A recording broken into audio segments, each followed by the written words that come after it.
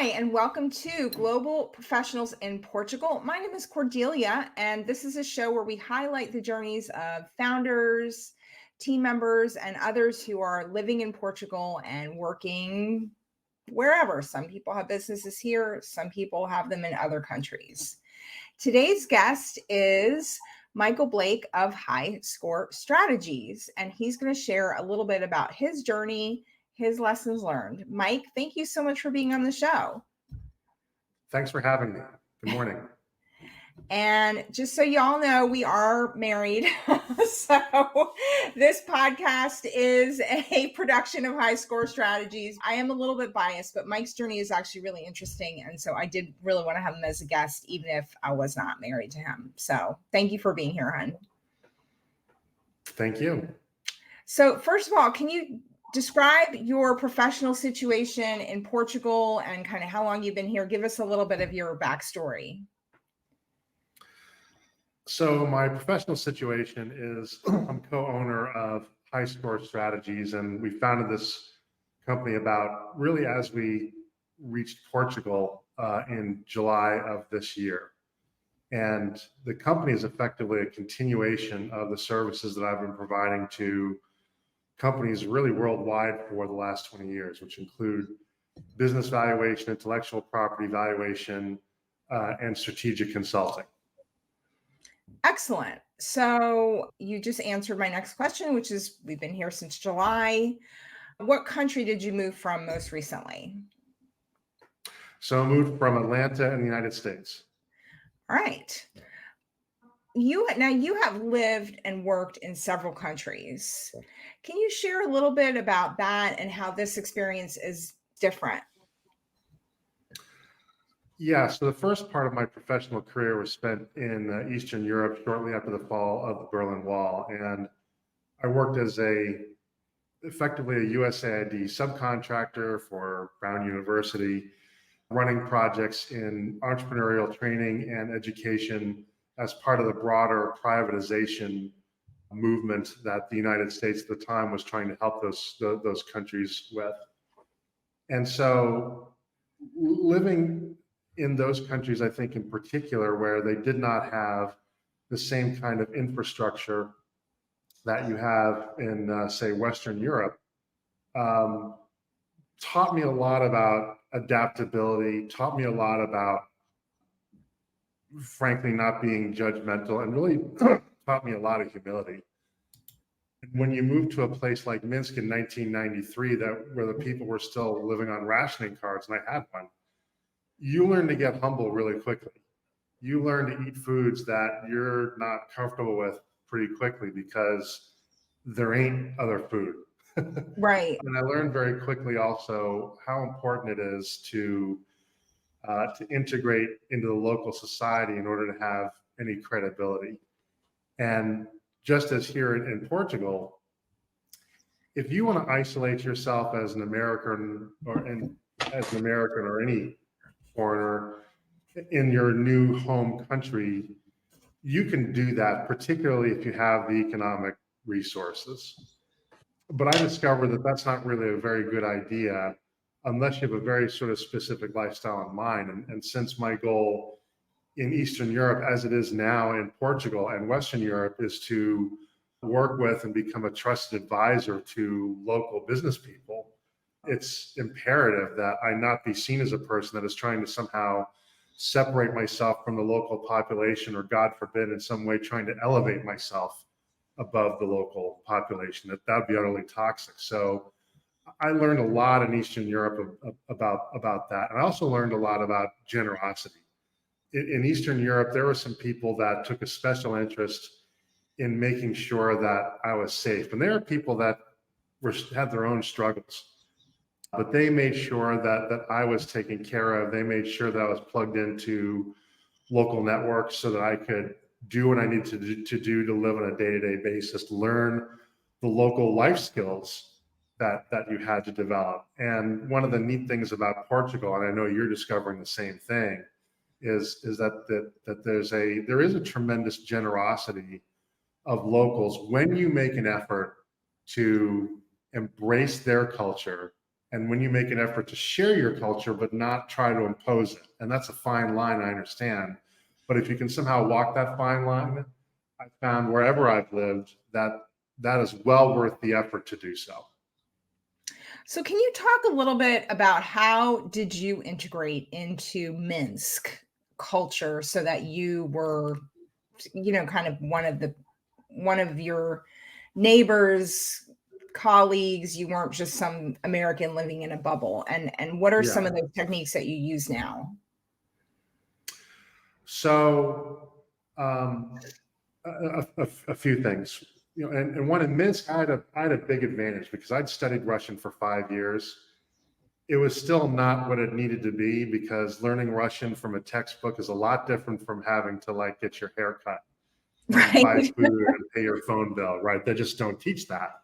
And that just doesn't come up when you study War and Peace and Anna Karenina. Right. So it took me a minute to kind of catch up to being conversational. But that having been said, I think the key things that enabled me to succeed in integrating were the following. One is to remember that as an American, I could leave at any time. I could buy a ticket on Lufthansa at the time. That was the only Western airline that was flying into Minsk. I could buy a ticket to Lufthansa, and within 48 hours, I would be in Western Europe, which meant that criticizing local anything was extremely unwelcome. So I tried very hard. I didn't always succeed. I was 23 years old. I said some dumb things. I'm 53 years old. I still say dumb things. But I had a higher propensity to do that when I was 23. But for the most part, I did manage to sort of, fly right in that regard. And when people talked about politics and socioeconomic theory and so forth, I learned to be a really good listener and a very poor talker or a very, very small talker. The second, I think, was to embrace everything as an adventure. At the airport, the guy that I was working with handed me this piece of paper, or actually this booklet of paper, and they said talon on it. I didn't know what talon was. So I just sort of took it, and he said something to me that was too fast to understand. I only understood like the word food or something. I'm like, okay. I'm like thinking this is like a coupon. I open this thing and I say, a kilogram of flour, 500 grams of sugar. What is this? And I opened my Berlitz travel book, and basically I learned that was my rationing booklet. And it didn't last long, but that was the booklet that told me how much food I was legally allowed to buy from the government. And that was frightening at first. Food scarcity is not something I've ever had in my life. And right away that told me that this was just going to be a different environment. And I think but what that taught me was things like that are an adventure. Things like that set me up for success later, because when crises would come up at work, and let's face it, I mean, what I do is important and it's impactful, but I'm not flying planes full of 200 people. And I'm Right. not operating on somebody's heart. Right? So, Right. when something goes sideways in a consulting project, I remember those days back when there was a rationing card, and the days when the Russian cut off the gas, and the only way that I could heat, the only heated part of my apartment was my electric oven that I would leave on. And I remember, I just remember back at those times and think, at the end of the day, I might get yelled at, but it's not the same. Nobody's life is in danger, and thank God I'm not responsible for that life. And then finally, I tried very hard not to be American. I tried to dress local. I worked very hard at the language, not just to learn the basics, but to learn the slang, to learn the local accent, to learn the local Belarusian language, which got some people in trouble because the KGB thought I was a CIA operative. That I was working for the Belarusian National Front or something. But anyway, Oh my goodness. I could easily have hired servants. I could have hired a car and driver. I could have hired an interpreter. I didn't do any of those things. I took the bus to work, or I walked to work. And I remember between my apartment and home, I could hum the theme from Bob Newhart, the original Newhart show 4 times. That's 4 Newharts between my office and home, because I envisioned myself being that scene where you see Bob Newhart sort of walking through the streets of Chicago as he commutes from his apartment into his office. And the skies in Minsk were always very gray, kind of like they were in Chicago in that background. So I always sort of hummed myself like I was Bob Newhart. I wish I were as funny as he, but that's sort of what sort of helped me kind of embrace trudging through the snow, walking through 10-degree temperatures with 25 mile an hour winds. I didn't need expensive restaurants. I brown bagged it. On occasion would treat the entire office because it was nothing. And those gestures were very noticed by the locals. And we had visitors that did the exact opposite, and they were Right. very separate. And then they'd go home and complain they didn't learn much. And it's like, well, we kind of shielded you because we didn't think you could handle it. Right. So those lessons have served me very well in Portugal, where I do my share of things with fellow immigrants, but I'm always eager when I can to experience the local culture and to talk to people. And even though my Portuguese just flat out stinks, the fact that I start out in Portuguese is immensely appreciated. And then when people realize that this conversation will be much more efficient, even if their English is imperfect, they're happy to do it because they saw that I made the effort to start first. So, okay. So obviously when you were in Belarus, that was a much harsher culture than we have here in Portugal.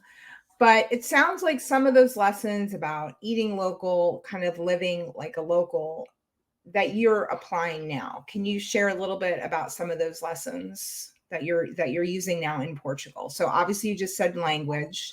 We're all studying Portuguese very hard and we all stink at it, full disclosure. So, but what other things have you kind of taken into your life now from those lessons learned early on?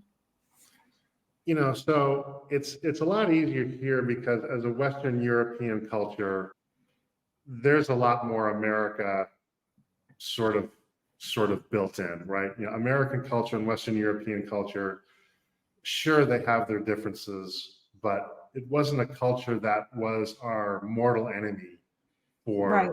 70 years. So it's much easier. But I think what I try to do is I do try to look at everything as an adventure. Here in Portugal, we're experiencing the history, we're experiencing the culture, and I will say this: Portugal is not perfect. It's not for everyone. Everything that I understand about the local politics is that there are a lot of unhappy people, at least with the way the economy's being handled. The Portuguese look to their European neighbors and see them appearing more prosperous. And as an economist, I think I understand how I would at least try to go about improving the economy.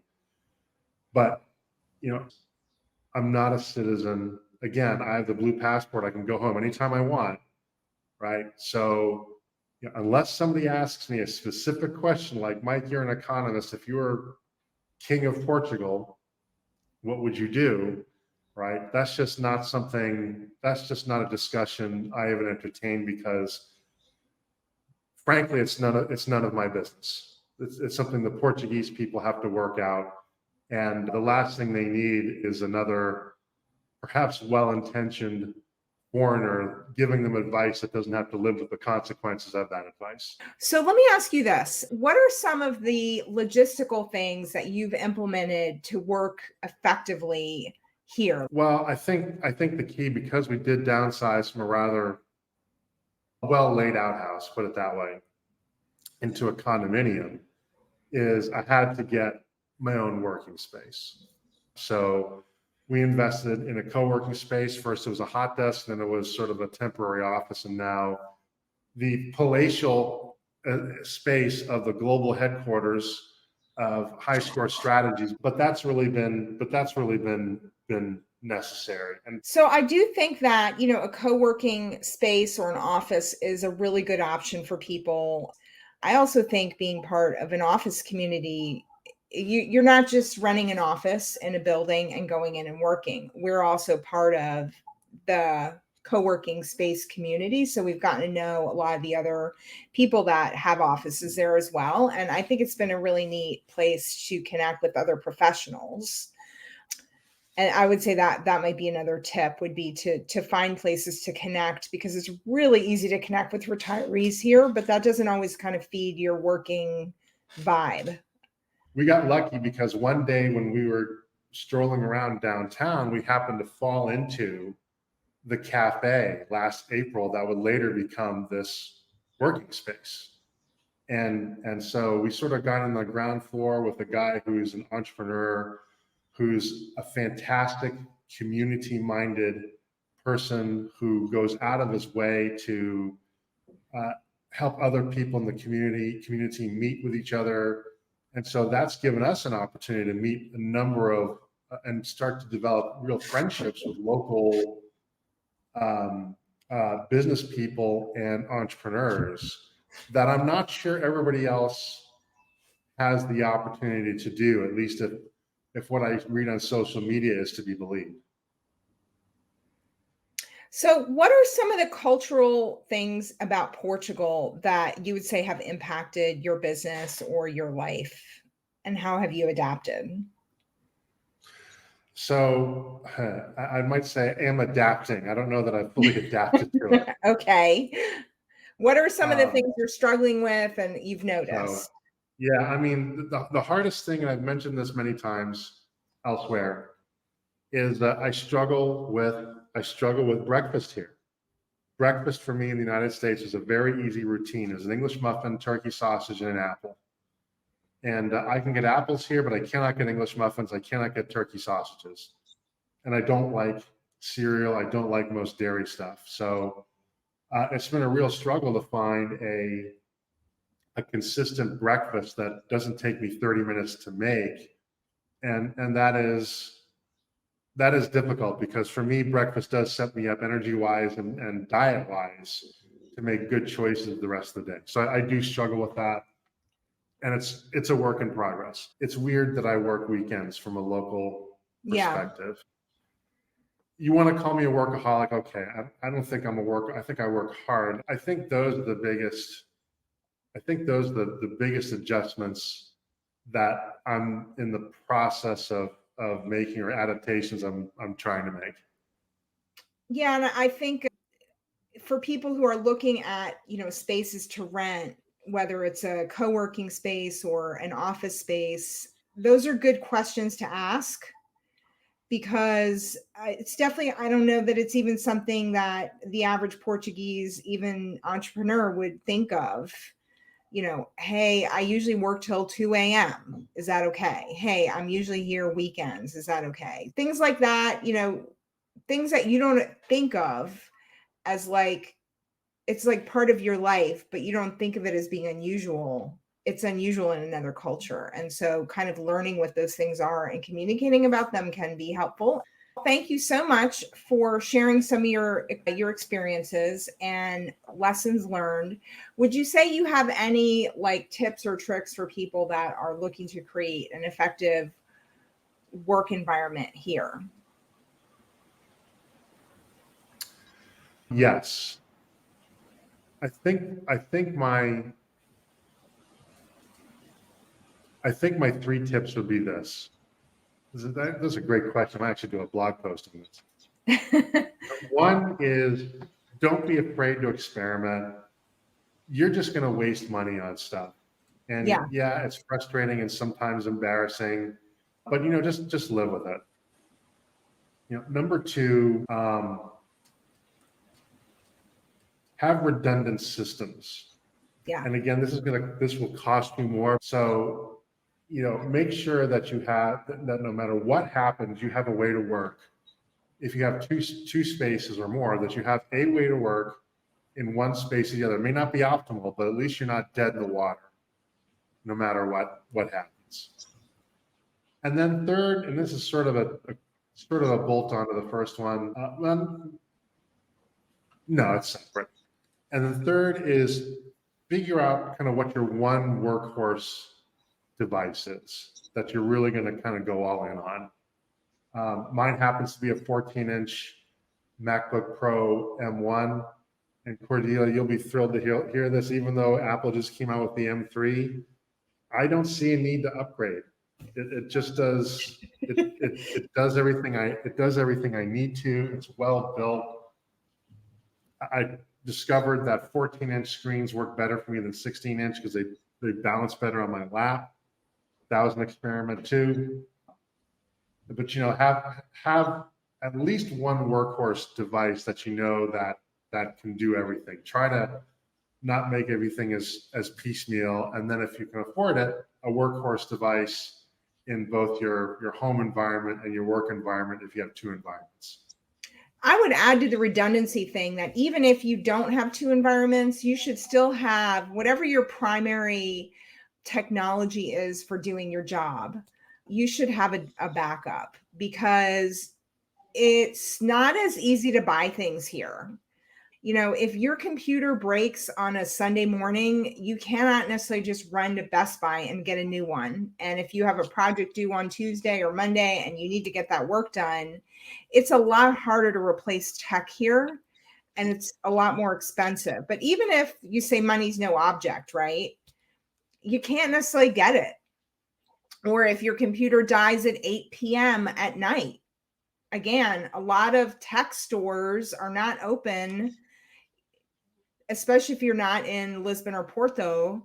They're not open past 7 or 8. And so you're going to have to go buy it, get it working. So having a backup computer, having a backup phone, these are really important so that you have the luxury of time if you have an issue to replace your systems instead of just being in panic mode. Yeah, I think that's really good advice. For example, if you take my MacBook Pro, the backup device doesn't even have to be another MacBook Pro. Right. It could just be a MacBook Air or something, just something to get you running. Right. And keep you going while you figure out what you're going to do, because the goal really should be that you have my MacBook Pro dies. Like, I spill a glass of wine down the keyboard. It's just dead. It's not coming back, or falls off the balcony, whatever. Right. I pull out the second laptop. I synchronize with OneDrive or iCloud or something, and I'm up and running. You'll make a much better decision in terms of how you replace that device. Absolutely. So if you have any questions for Mike, feel free to put them in the comments. He will respond to them, or I will. And if you have any things that you've learned about working in Portugal that you want to share in terms of redundancies or other cultural differences that you've adapted to, we would love to hear from you. So Mike, thank you so much for being a guest on the show. Thank you for having me. And please tune in. You know what to do. Subscribe, hit the notification button, all that stuff. And, I would love to hear your story about how you're making your life in Portugal work for you. And, maybe even have you as a guest on the show. Thank you so much, everybody, for tuning in. Have a great day.